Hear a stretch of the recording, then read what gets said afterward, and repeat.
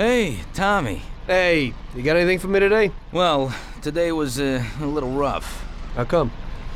You know, the guys left the car here that was involved in a chase with the cops, and, I kinda need to get it out of here fast. Why didn't they dump it themselves? Oh, well, we had a deal worked out with them, but, it was meant to be a sure thing, and it didn't work out. They were a little pissed, so they left it here.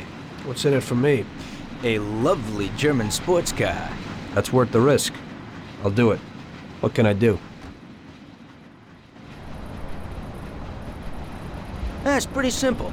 Take the car to the cliffs outside of town and dump it in the sea. Cool. But if the coppers spot you, there'll be trouble, so you gotta shake them. Okay.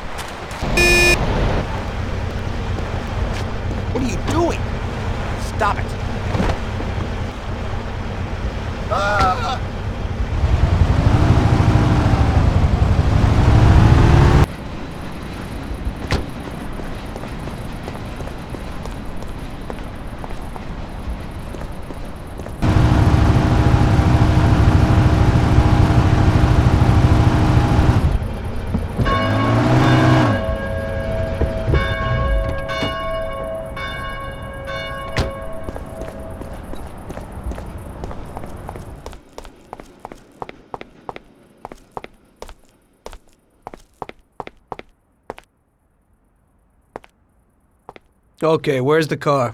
That guy came in for it a while ago and drove off. But he said he was going for dinner at Roy's Grill. It's downtown. It's just a little way from Pepe's restaurant.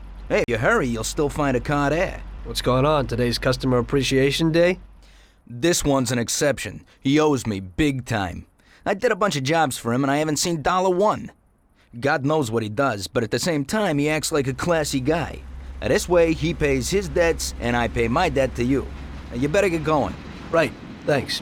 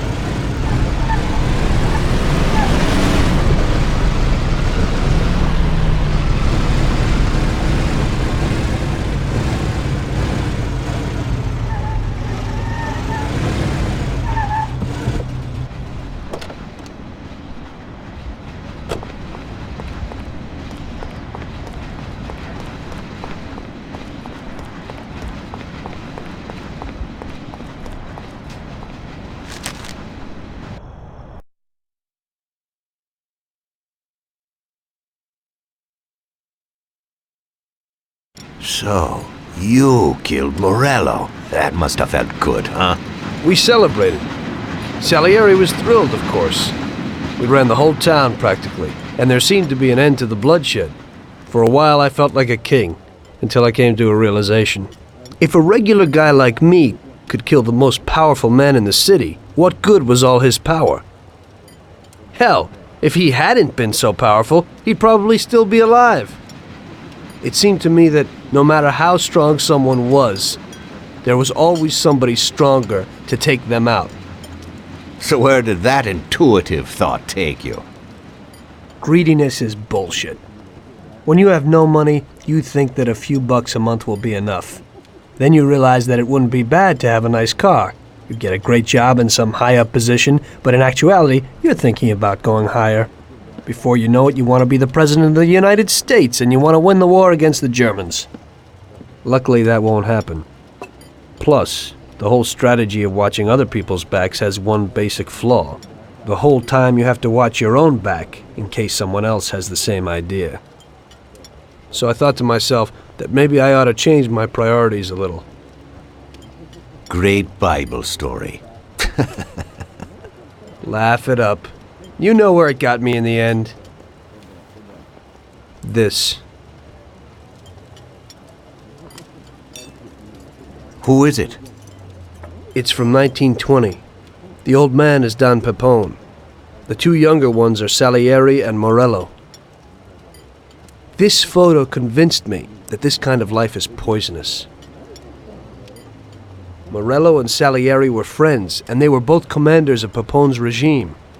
But in the 1920s, they got Don Pepone killed because of some deal. Strangely enough, Salieri still admires the guy now. Afterward, they divided up the city, and each ruled their own part of it. But they started to compete with each other. I ended up being Salieri's instrument of death to kill his best friend, to save him from looking Morello in the eye. It occurred to me that my friends and the people I loved were the same. Someday I'd turn to Paulie and be looking straight down the barrel of a gun. I couldn't be sure of anybody, above or below me. But you were risking your life every day. Being a sharpshooter for the Mafia ain't no bed of roses the way you tell it. It's different when you're living it. When you're full of energy and you're fighting for your life with someone who's like your brother. You're just two soldiers who know what needs to be done. And it all depends on your ability to survive. It's a war. The constant feeling that you can't even trust your best friend is terrible. You are alone, and death can come from anywhere. I'd lie awake at night wondering if the joke my best friend told me was really just a joke, or if I should get prepared for my own execution. A person needs someone he can trust.